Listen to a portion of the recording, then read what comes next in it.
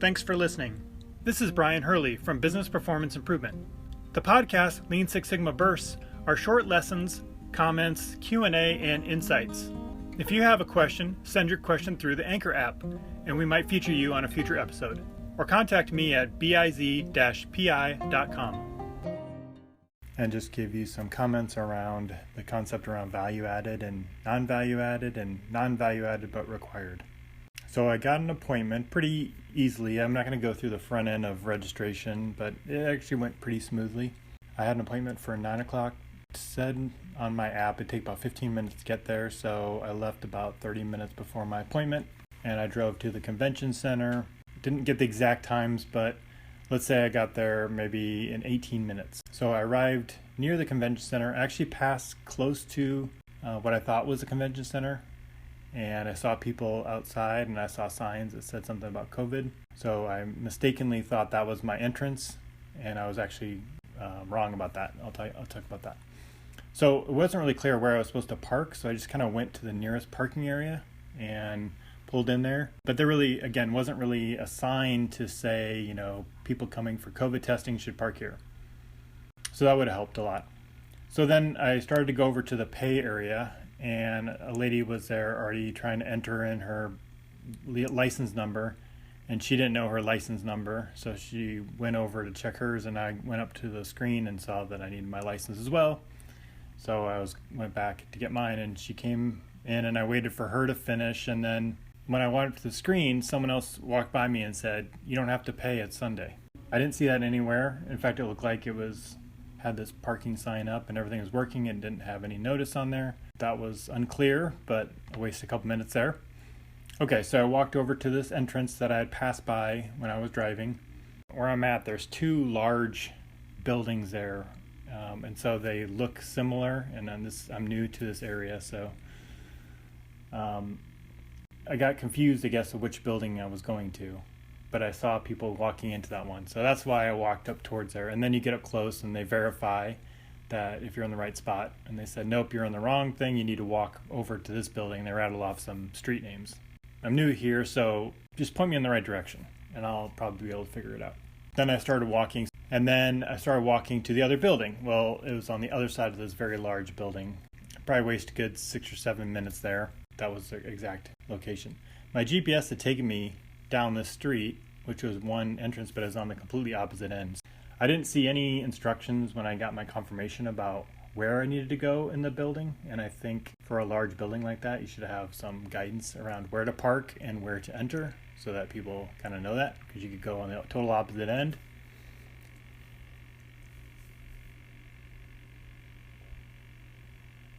So I walked down to the building entrance finally. This is probably about 2 minutes after 9, so I'm technically 2 minutes late. Not a lot of people, so that was good. I walked right through the security, went up a couple of stairs. Everything's running pretty smooth. Somebody asked me about whether I had an appointment and what my customer ID number was. Well, I didn't see any sign that said, we're going to check your ID numbers, have it ready to go. So I just put my phone away, and then I realized that they were asking for that. So I had to pull back my phone and open it up and then find the customer ID number. Not really sure why they asked that, because later on they'll ask for it again, and they asked if I had an appointment or not. So not really sure the purpose of that check. So there was a lot of people there, which is great, but also looked like a little excessive number of people, at least for the number of signups for that day. And then I walked a little bit further. There's been a lot of walking so far, if you haven't realized. And even inside of the building, you walk quite a ways and then go up to the top concourse, and then you walk across quite a ways. So they're kind of prepared for thousands and thousands of people at once, and there's really only dozens of people at this time. It seemed like there's a lot of walking for this situation. Maybe this is unusual. Anyways, so I spent a lot more time. So probably it took a couple minutes to get through in the building and get upstairs. Walk right up. There's an open table. Walk right in there. Sat down.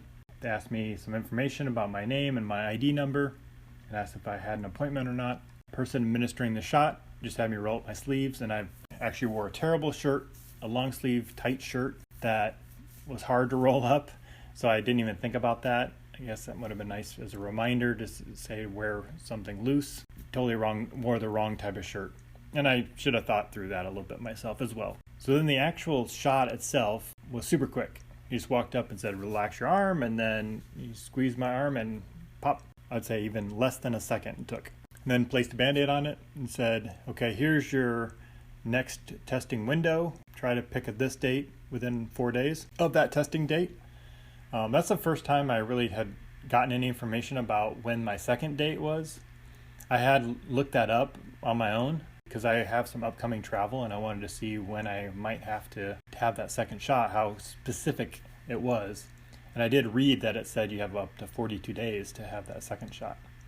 But they didn't say that. So I clarified with them and I asked if is that really true that I have up to 42 days. And they say, yeah, we just encourage people to stay close to just to not push it too close to the upper spec limit, if you want to call it that. So I think that would have been nice to see, like, hey, heads up, if you pick this date, we're going to expect you to come back here and here on these possible dates. That should be part of your consideration for the first test. Anyways, I think I'll be fine there, but shouldn't have been the first time people hear about the second shot date when they're getting their first shot taken.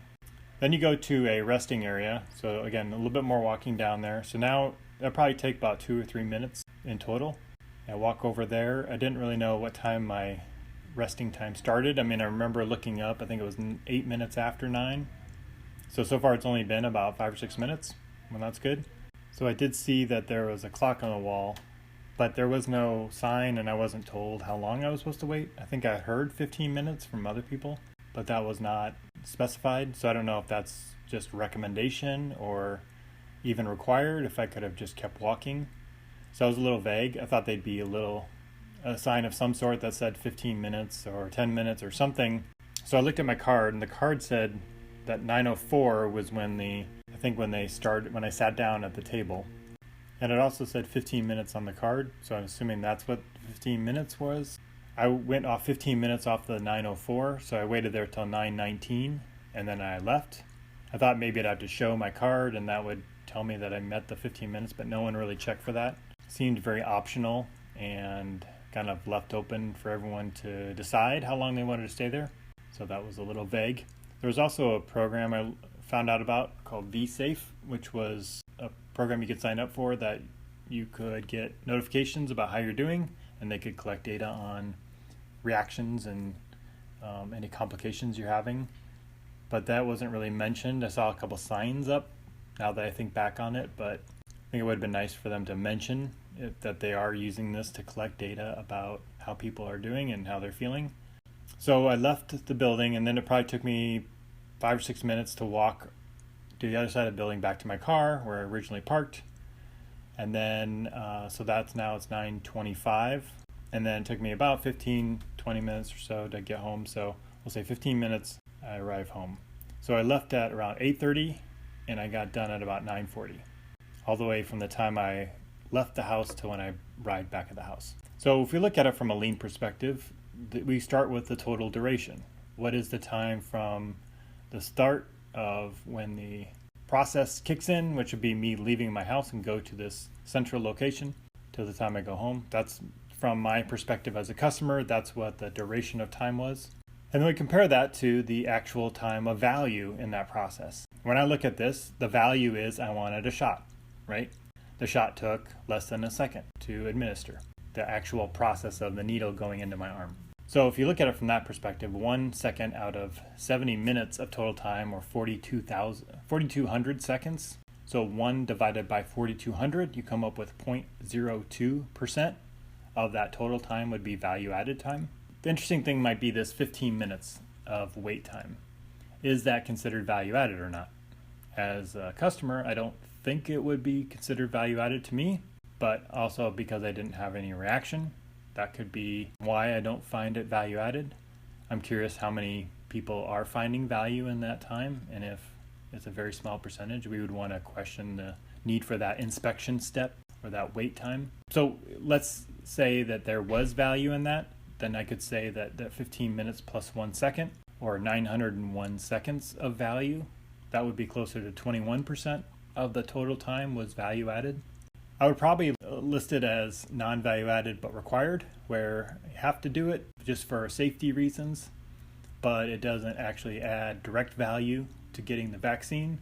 In situations like that, we would encourage you to try to minimize that. So in my head, I was thinking, I wonder if 15 minutes is the right amount of time. When do the reactions actually take place? Is it within the first couple minutes? Is it around the 10-minute, 12-minute mark? Or have we looked at the data? And maybe if you have to have that process, could it be reduced to 7 minutes or 8 minutes or 5 minutes instead of 15? So we always want to try to minimize anything that is required. So a few comments I made. Overall, it was still a fine process. I think if my initial perspective would have been that it will take about an hour to do from the time I leave the house to get back, I'd be pretty happy with that. But going through the process, there were some opportunities for sure on how to make that a little bit better. They definitely were prepared for a larger number, so maybe that's an issue where they're overstaffed for the number of people, or they didn't get enough people signed up. There was a communication problem with getting the word out that it's available. I am not in one of the high-risk groups or priority groups. I'm in the very bottom of the list, and I was able to get in and get an appointment. So to me, that says that they've worked through a lot of the people, or they've got capacity, and they're just taking whoever will show up now. So there could be a problem somewhere else with having enough people signed up, and they're not getting the word out very well. So that's just an example. Again, not trying to be critical, just trying to highlight how I look at things from the lean perspective, and that, again, the total time was a little over an hour, but really the value piece was about 1 second of time.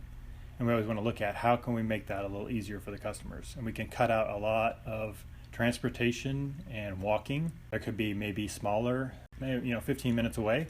Maybe they could have smaller, more regional locations that are not quite as large and massive. I look at having it at a convention center as a batching process, whereas you could have smaller batches if you had it in areas spread out throughout the city.